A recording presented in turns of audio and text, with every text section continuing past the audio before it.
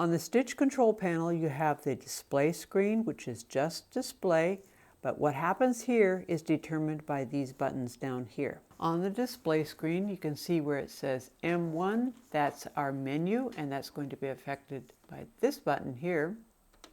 It cycles through. To get back to 1, you just keep cycling through until you get to 1.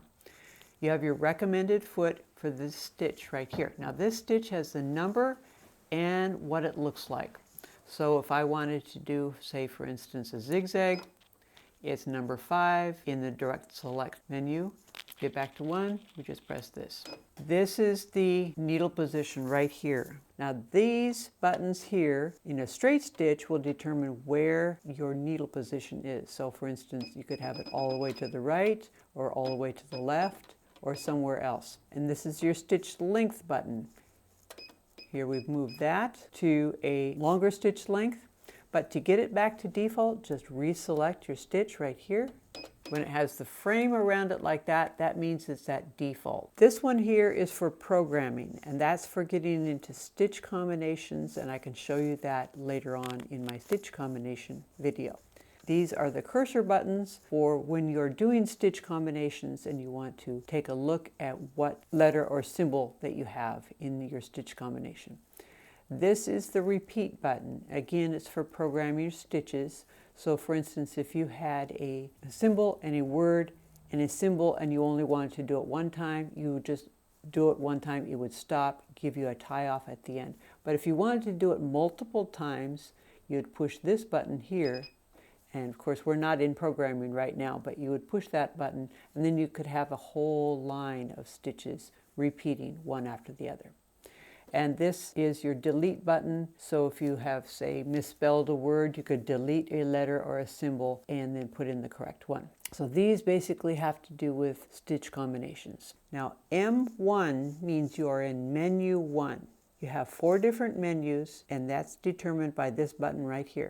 So there's M2, M3, and M4, and push it again, it'll get you right back to M1. When you turn on your machine, it will always be in M1 with your straight stitch center needle position. These buttons here are for selecting stitches, but in M1, any picture that you see, like for instance, if you want to do zigzag, just push 5, there you go.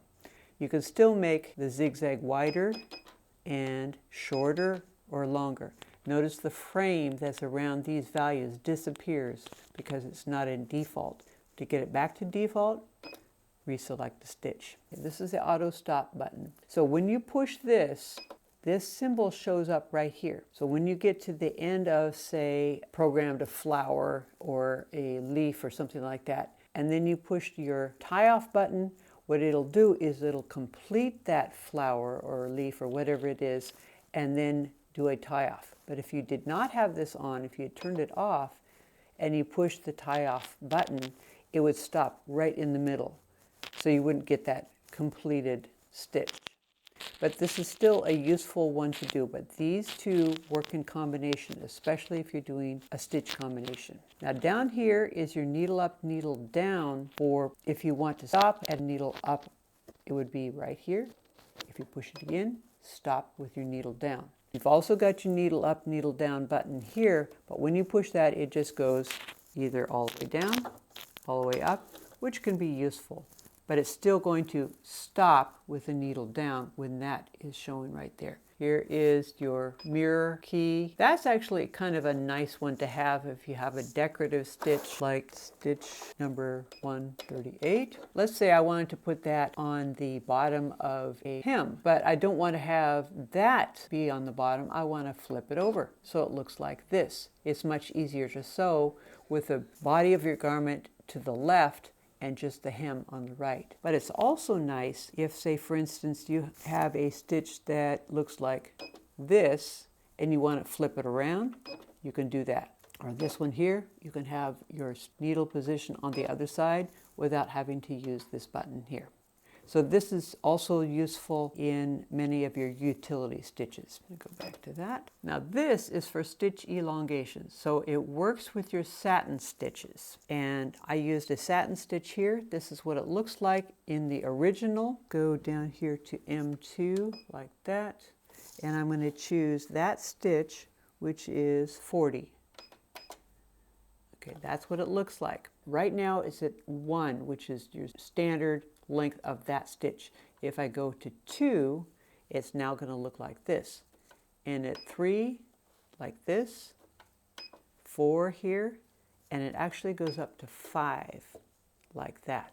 So stitch elongation can be really nice if you want to have a longer satin stitch. Maybe a shorter one, a long one, a shorter one in sequence. And I could show you that in my stitch combination video. Whenever you have a satin stitch, it's going to give you that option.